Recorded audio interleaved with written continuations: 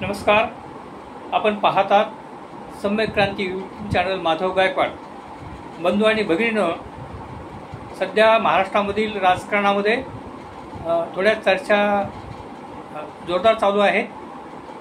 कारण की समाज कल्याण खात्याचा जो निधी आहे, जे समाज कल्याण खात्याचे मंत्री आहेत संजय शिरसाट, हे शिंदे गटाचे मंत्री आहेत. त्यांच्या खात्याचा जो निधी आहे तो माननीय अजित पवार साहेब हे अर्थमंत्री या नात्याने त्यांनी लाडक्या बहीण योजनेसाठी समाज कल्याण खात्यातला जो निधी आहे तो काही निधी वळवलेला आहे. त्यामुळे संजय शिरसाट हे चिडलेले आहेत आणि तशा पद्धतीने त्यांनी पत्रकार परिषद घेऊन नाराजी व्यक्त केलेली आहे. आणि या अगोदर देखील त्यांचा निधी वळवलेला होता असं ते म्हटले.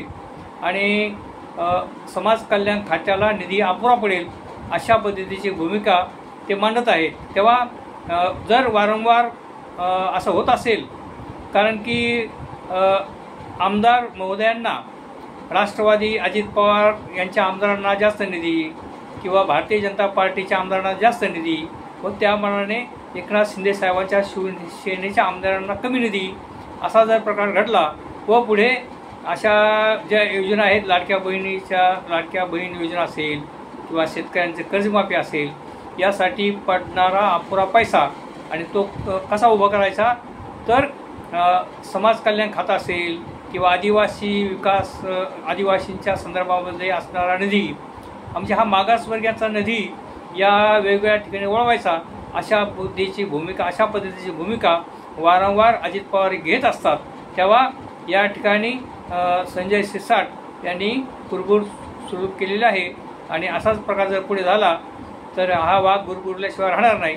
आता तो म्हणजे शिवसेना शिंदे साहेब यांना शिंदे समर्थक हे वाघ म्हणतात आणि शिंदे साहेबांचे जेवढे शिवसैनिक आहेत, जेवढे मंत्री, आमदार, खासदार आहेत, ते सगळे वाघच आहेत. आणि ते वाघ आता संजय शिरसाट हे जे वाघ आहेत ते आता थोडेसे गुरगुरले आहेत. परंतु अशाच पद्धतीने त्यांच्या खात्याचा पैसा वळवला तर हा वाघ डरकाळी फोडल्याशिवाय राहणार नाही.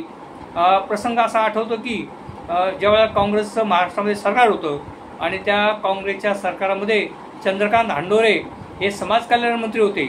आणि त्यावेळेस देखील काँग्रेसमध्ये हे अजित पवार साहेब हे त्यांच्याकडं पैशाचंच खातं होतं, म्हणजे अर्थ खातंच त्यांच्याकडे होतं. आणि त्यावेळेला देखील चंद्रकांत हांडोरे समाज कल्याण मंत्री असताना अजित पवारांनी त्यांच्या खात्याचा निधी वळवला होता.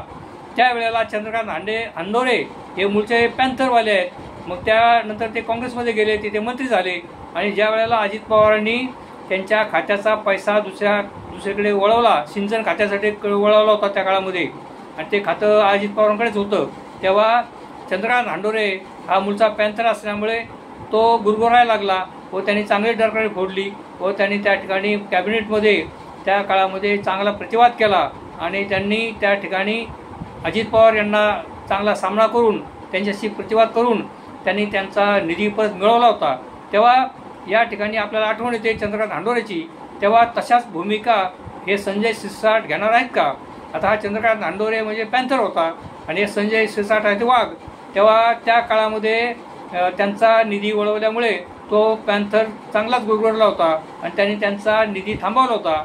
तर आता हे जे वाघ आहेत, म्हणजे शिवसेनेचे वाघ हे संजय शिरसाट, हे आपला निधी अधिकाधिक वळवला जाणार नाही याच्यासाठी ते डरकाळी फोडणार आहेत का, असा प्रश्न महाराष्ट्रातल्या जनतेला पडलेला आहे. तेव्हा या अशा पद्धतीने आता या सरकारमधील कुरबुरी सुरू झालेल्या आपल्याला दिसतात. तेव्हा या लाडकी बहीण योजना जी आपण म्हणजे शासनाने आणि विशेषतः त्या ठिकाणी लाडकी बहीण योजनेची जी घोषणा आहे ती माननीय एकनाथ शिंदे साहेबांनी केलेली आहे. आणि या योजनेचे प्रणेते एकनाथ शिंदेच आहेत. अशा पद्धतीने निवडणुकीच्या काळामध्ये प्रचारामध्ये शिंदे समर्थक सांगत होते.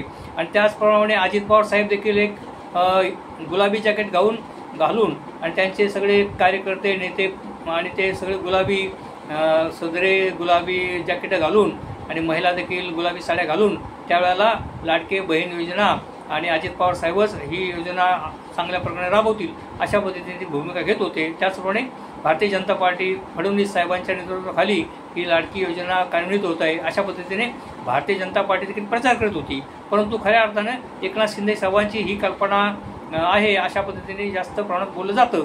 तेव्हा आता ह्या लाडक्या बहीण योजनेला पैसा कमी पडतो म्हणून एकनाथ शिंदे साहेबांच्याच मंत्र्यांच्या खात्यातले पैसे वळवले जातात म्हणून महाराष्ट्रामध्ये वेगवेगळ्या पद्धतीने चर्चा चालू आहे।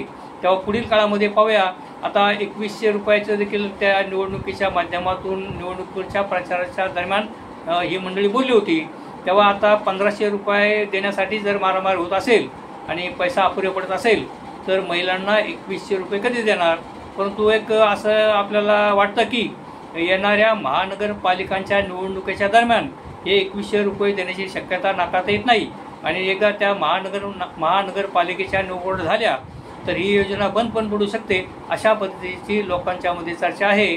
आणि ज्या व्यारामात घोषणा केल्या होत्या त्या घोषणा सध्या 4 वर्षे काय हे सरकार या घोषणा त्यांनी ज्या घोषणा केल्या होत्या त्यांच्या प्रवक्त्यांच्या आणि त्यांच्या नेत्यांच्या मंत्र्यांच्या बोलणं असं कळतं की लगेचच्या लगेच सगळ्या घोषणा काय अंमलबजावणी त्याची होणार नाही, कारण आपल्या सरकारला 5 वर्षासाठी लोकांनी निवडून दिले। तेव्हा पुढील 4 वर्ष बऱ्याचशा घोषणा त्या होणार नाहीत आणि 1 वर्ष निवडणुकीला पुढे राहिले तर या घोषणा परत त्या ठिकाणी कार्यान्वित होतील आणि पुन्हा एकदा मोठ्या प्रमाणे प्रचार यंत्रणा राबवली जाईल आणि मोठ्या मोठ्या जाहिराती वर्तमानपत्रात देऊन पुन्हा पुढच्या निवडणुका जिंकण्याची तयारी होईल। तेव्हा 4 वर्ष ज्या मोठ्या मोठ्या घोषणा केलेल्या आहेत त्या 4 वर्षामध्ये संपूर्ण पुऱ्या होतील अशी काय शक्यता कमी आहे। तेव्हा फक्त आता इच्छा अशीच आहे लाडक्या बहिणीची, ही लाडकी बहीण योजना बंद होऊ नये अशा पद्धतीची भूमिका आणि अशा पद्धतीचं म्हणणं लाडक्या बहिणींचं आहे। तेव्हा पाहूया महाराष्ट्र शासन या लाडक्या बहिणीच्या योजनेला सातत्याने कार्यान्वित ठेवते आणि पुढील काळामध्ये 2100 रुपये लाडक्या बहिणीच्या खात्यामध्ये जमा होतात काय हे पाहूया। तेव्हा अशा पद्धतीचे व्हिडिओ घेऊन मी आपल्यासमोर येत असतो, तरी कृपया या व्हिडिओला आपण लाईक करा, सबस्क्राईब करा व इतरांना देखील हा व्हिडिओ पाठवा। धन्यवाद।